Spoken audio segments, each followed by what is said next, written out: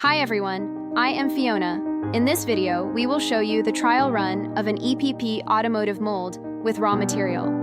The mold core of this mold is manufactured using a three-dimensional sand casting process, and the surface has been treated with a leather texture finish, which helps enhance the surface quality and appearance of the final product. Before the mold is officially delivered to the customer, we conduct a trial run with material on the molding machine. During this process, we check the material filling, venting, cooling, and demolding performance of the mold. This testing ensures that the mold operates smoothly and that the molded products achieve stable and high-quality results. With our manufacturing experience and strict quality control, we are able to provide high-quality mold manufacturing for our customers. For more information about the EPS machine and EPS mold, please contact us by email or mobile phone.